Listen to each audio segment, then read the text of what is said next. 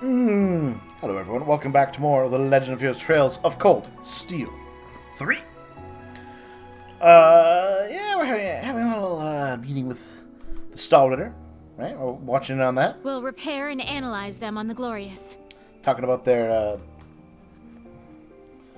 they got some examinations. They used their Sleipnirs, which self-destructed, but apparently they left their sensor equipment behind. Well done. Any word from the others? Yes. The Fool will return to headquarters for the time being. The Ogre is headed to Nortia, and the Almighty Conflagration is on standby. Interesting. Then we shall stand by as well. Blend into the public and wait for my signal. I don't know how much blending they do.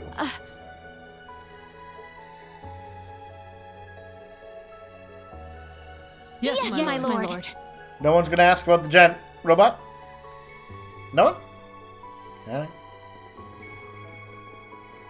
Just gonna run off into the night? Something strange. 8 years. 8 years since she found me, and nothing like that's ever happened before. Those who would make light of you, child, and your lust for vengeance are beyond Adios' grace. I shall make it so you stand taller than those who would ridicule you. Let's see. I was born to a low-ranking noble family at the border of the continent. Still, she held her hand when I lost everything. Our Lord patiently guided me, a pathetic girl who fawned over the legends of a maiden from a far-off empire. She revealed her true name to me without hesitation. What purity you have. We're all similar, Duvali. Our Lord asked me to give her hand while I was in the cult, and Inez was from a dying school of martial arts. I did satisfy myself as a bracer from time for a time, but I was drawn to her strength of purpose, her mercy, to her spear that pierced through evil. As soon as I met, I didn't care if I had to throw away my badge or my code. Yes, to be your disciple and lost to her in a duel. You're a true martial artist at heart. I was half surprised as being an assassin of the cult. Which cult? Are they referring to the cult that was in Crossbell? The mind to leave anyone brainwashes the child is a credit to your will. It was a cult for their experiments, no matter the power you gained. Yep, sounds like the one in Crossbell. Yet I would have died for them. My life could have easily ended with no meaning.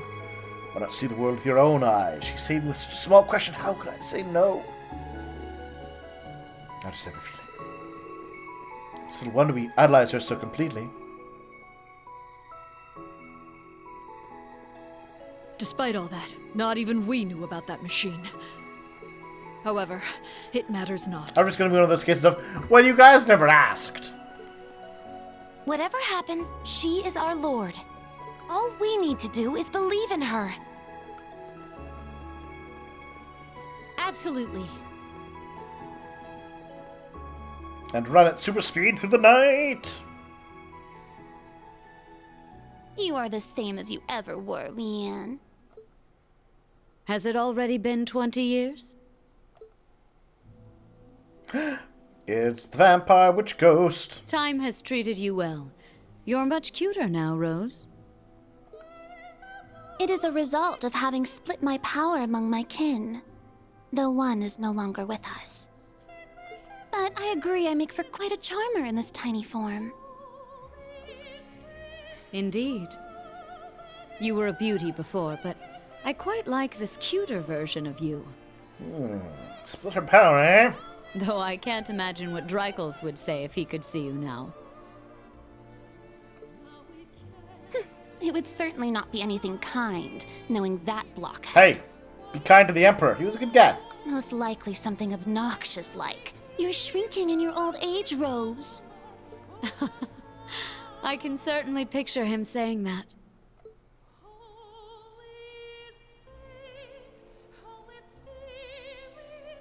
But enough pleasantries.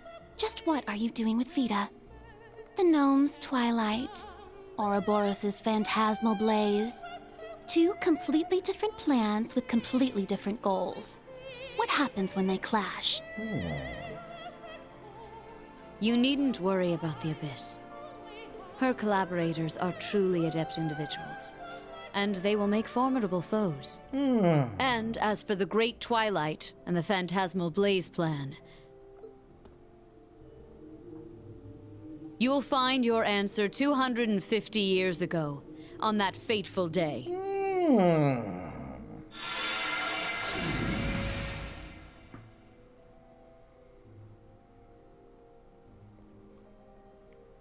Fool. I do not know if you are doing this out of a sense of duty to the man you fell for. However, you and Vida are the same. You have no idea how I...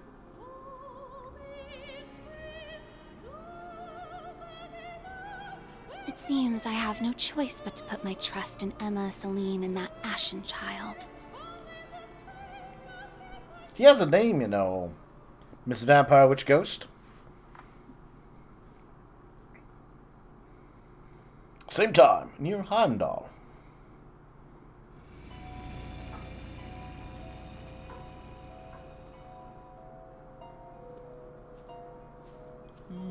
Where are you going?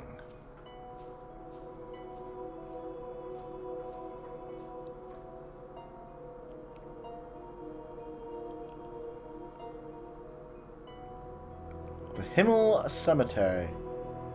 Oh, she's gonna look up, yeah, Crow. I was gonna say, it's already there. You can see it on the tombstone. Let's see. Crow, let's see. Good friend, something, something. It's been a year.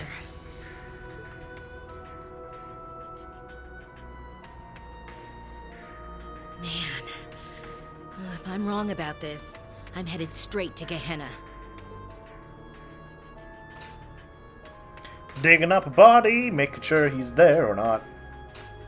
Oh, so I guess he could be a clone.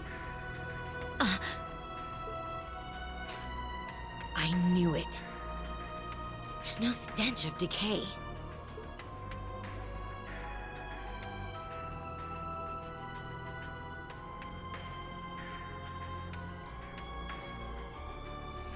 It's not just a wax doll. And he isn't in suspended animation. Interesting. It's an elaborate dummy, down to the bone structure and joints. So, you found out. Yeah. You were the one who arranged his funeral. Ooh. When we handed the Azure Knight over to the military, you were there as an engineer. And you said after you visited all the workshops, you'd gone to Calvert to see Professor Hamilton at the Verne Company. But he had left the country by then, and there's no record of you ever having visited. Ooh. This is where the gnomes, because we know him. We know he's one. Now that I think of it, your teacher was one of the higher-ups in Calvard's information agency. I was careless. I didn't think you'd personally go and check. What have you been doing these last 3 months, George?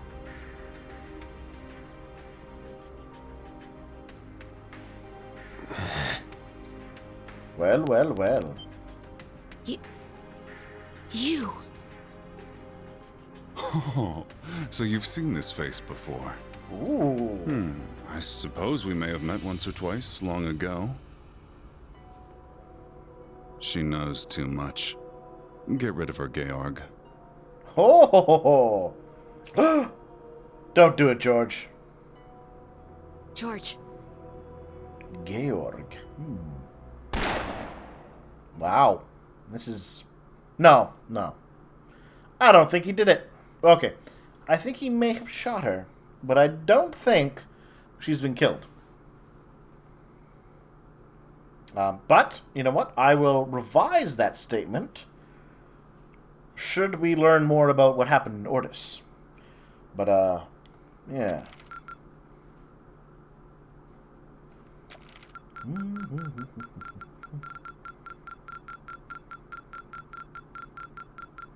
The top score. Yeah. Excellent. That covers 5. Bonding with the party. Level 4, level 3. Level 3. Level 3. Alright, let's save.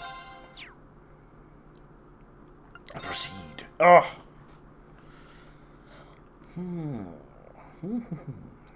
Ooh, skies above the Isengard range. Notia province.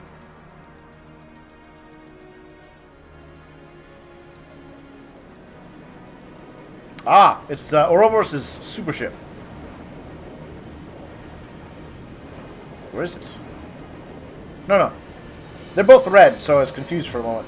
It's the Courageous! Yeah, it's definitely too small. Not enough guns! Well, they were just talking about the Courageous. Not the Courageous, the, they were just talking about, oh, it's being used by, main branch Thors.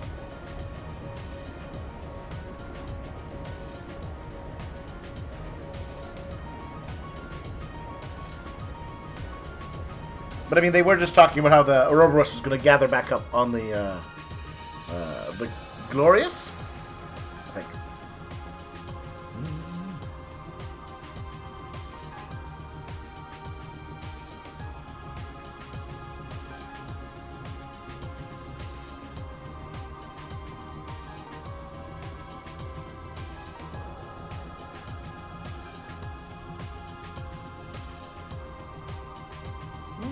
Hugo.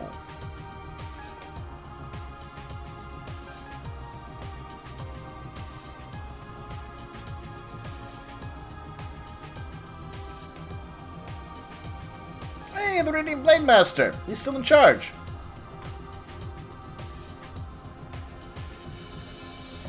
We are now over the western part of the Isengard mountain range. Estimated arrival in Heimdall is 1410. Maintain current course and speed. Once we reach Ulster, adjust course to run parallel to the railroad. Aye, aye, Captain. You have my thanks, Your Grace.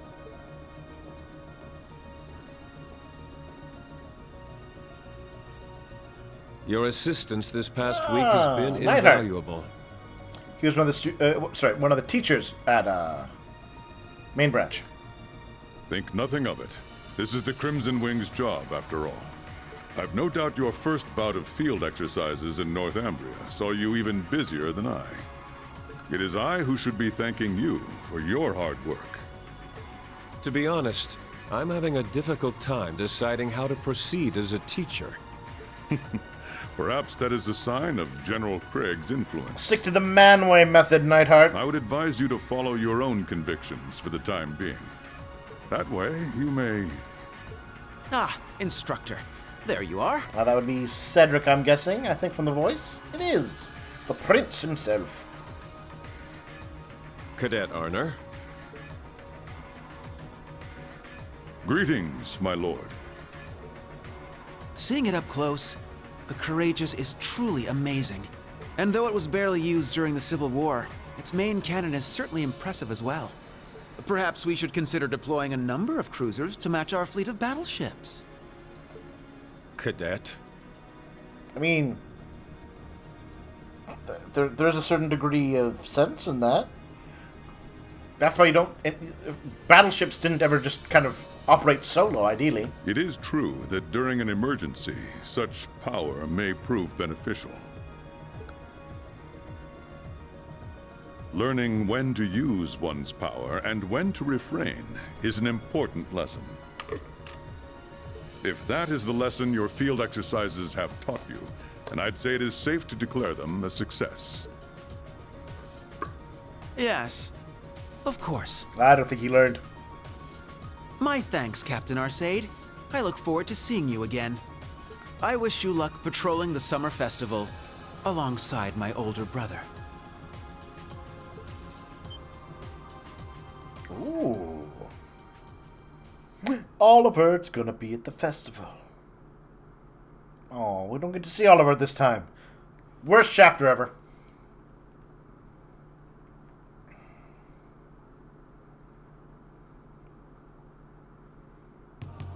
which makes Chapter 2 the best chapter still.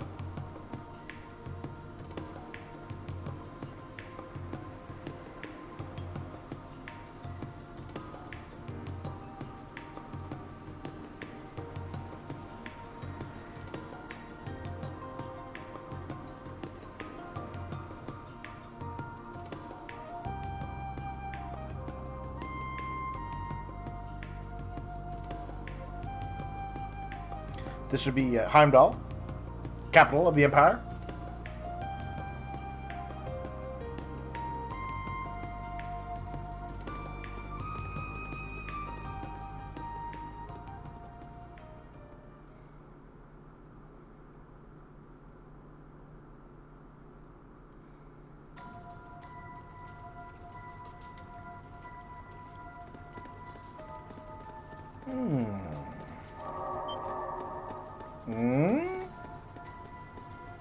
Something is afoot in Heimdall.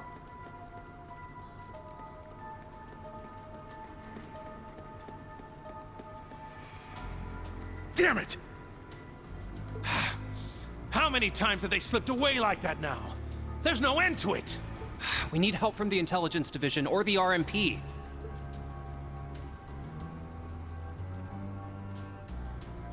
Man, it'd be nice if all we had to deal with are those half-wits.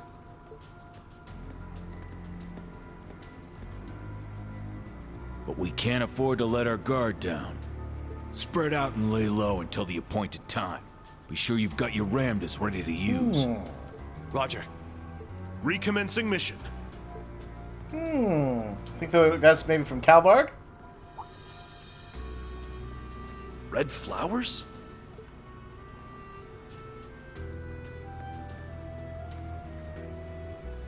They don't know the significance of that plant.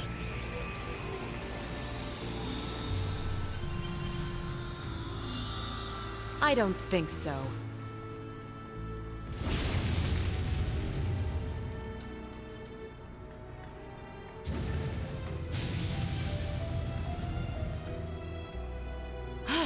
There's no end to them. Hello, Vida.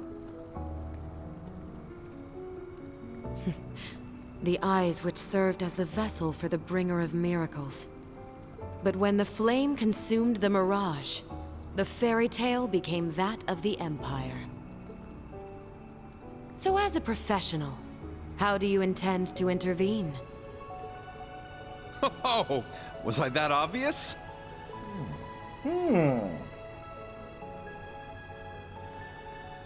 To be perfectly honest, I'm having a bit of trouble finding a lead. I was hoping we could work together as friends and colleagues and have ourselves a little information exchange. Is that, I think that's the professor, teacher from the first game, called Steel Game, I correct myself. I'm trying to remember his name, it's not coming to me. He was the church agent, though. The elite knight of the church.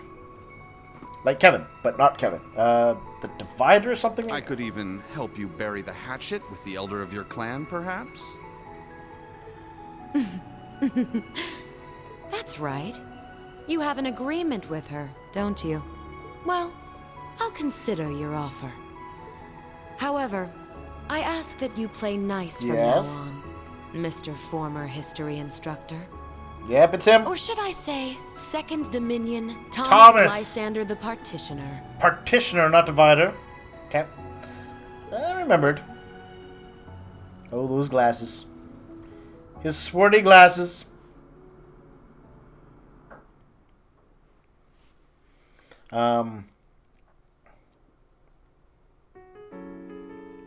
Rosine is his squire. Ah, yes. The Valflame Palace.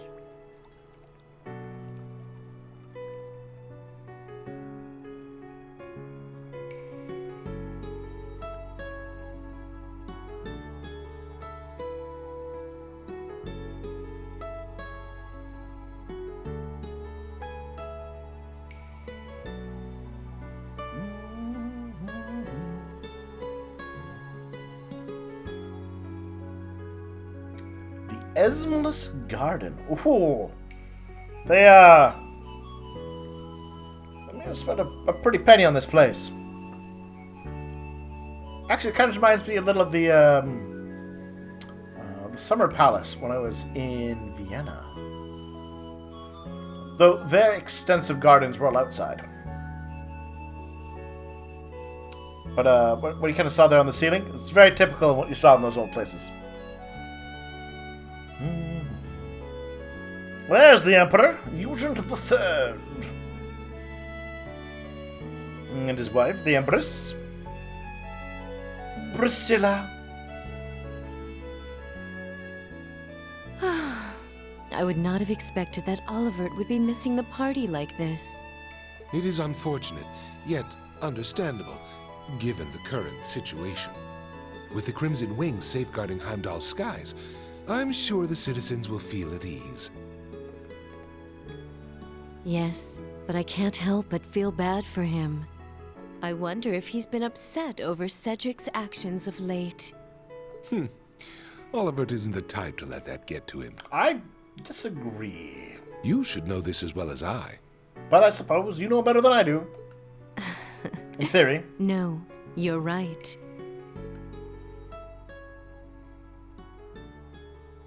He was only a young boy when he lost his mother and was adopted into the royal family. Oh, interesting.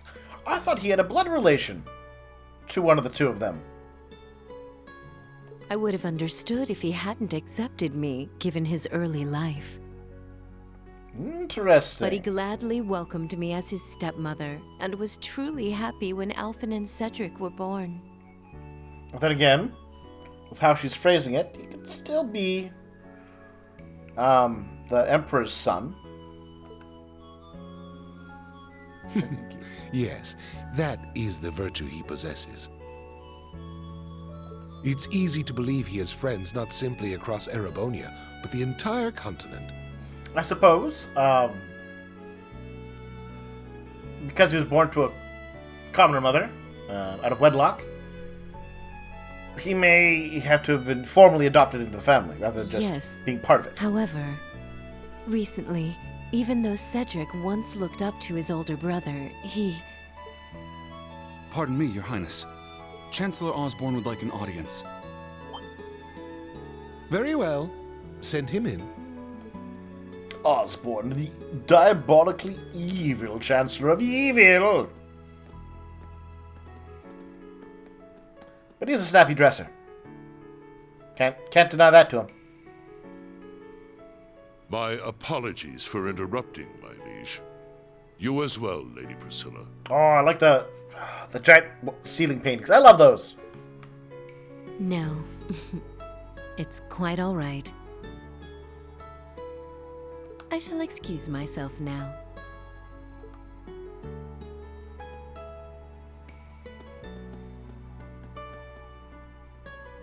She seems to have some worries about the prince. It is to be expected. Are you eavesdropping, Osborne? So long as she sees things differently from you. Understood.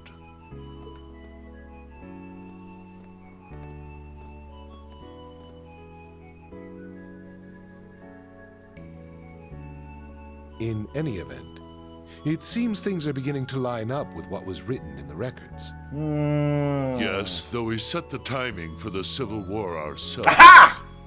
I knew it! Although I suppose I didn't know that the Emperor was in on it, but I knew Osborne was behind the Civil War. He set it up, he planned it, he schemed it, he made it happen to his timetable. Yeah. Yeah, I knew it. I knew it! It's good to be vindicated. By this point, however, the ending is all but decided. But are you certain this is all right? Leaving everything in my hands? It's some sort of ancient prophecy at work, though, which is why they were doing all this. As I told you 14 years ago, if there truly is no other way to avoid this end, then I shall leave it all to you. I have concerns about that.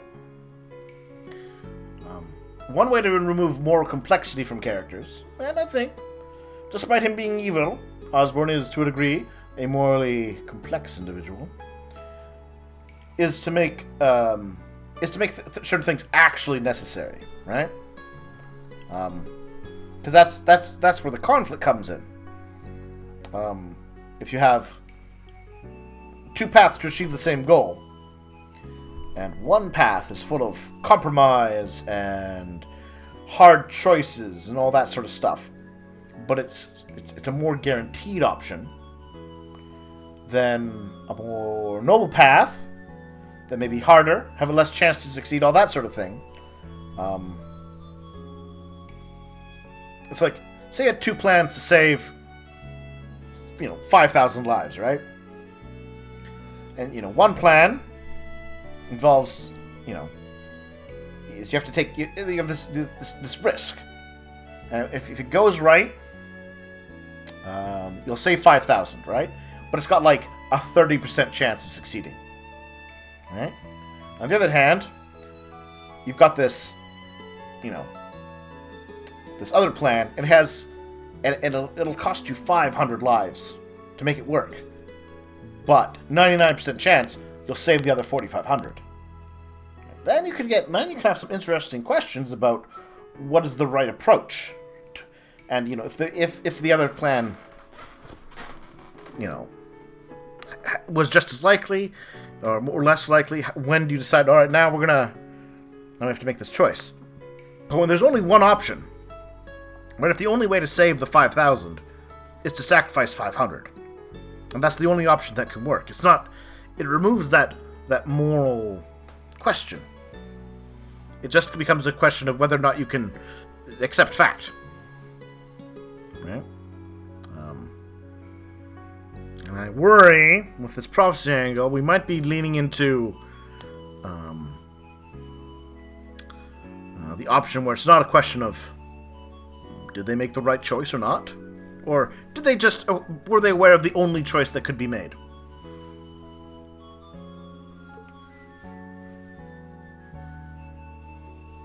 It may place a great burden on my sons, but it's like the classic trolley problem. If you're curious about morality systems and explorations of that, right? The trolley problem is, so there's a train going down a trolley, right? And its brakes aren't working, and so it's going to hit this group of it's going to hit this group of 5 people, right? But you can throw a switch and divert it away from them, but in doing so, its new path will hit one person, right? Do you throw the switch? And then there's variations on it where it's like, all right, well, what if it was 2 people, 4 people? What if, not throwing a switch to make it happen, what if you had to push somebody into the way of the train? Not just like actively kill them to make it stop and save the other 5, rather than the other person being a casualty of trying to make this choice. Interesting variations on it, and you can get a lot of interesting discussion and consideration about what is the right and moral choice about that sort of thing.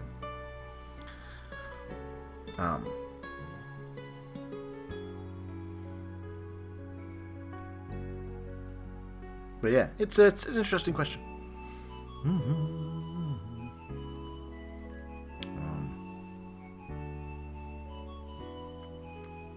But then the flip side would be like the people who are like, no, we can't throw the switch. I will try this other plan that has no chance of succeeding to stop the train, and they fail to stop the train. It just kills 5 people because they weren't aware that ultimately they had to make a choice.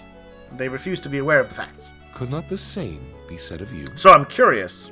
Hopefully, they won't go too much into this was truly the only way angle.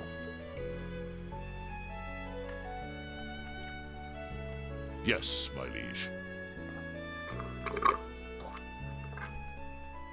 But I am pleased to be vindicated on the aspect of that Osborn caused a civil war. Set it to happen to his timetable. And certainly, barring prophecy things, I'm sure he could have stopped too. And were there not a prophecy apparently of some sort, he probably wouldn't have. Or they probably would have stopped the Civil War. But they made it happen to their timetable, under their considerations. It makes sense. He had his agent at the very top levels. And knowing Osborn, he was aware of everything going on, even before his agent was perhaps involved.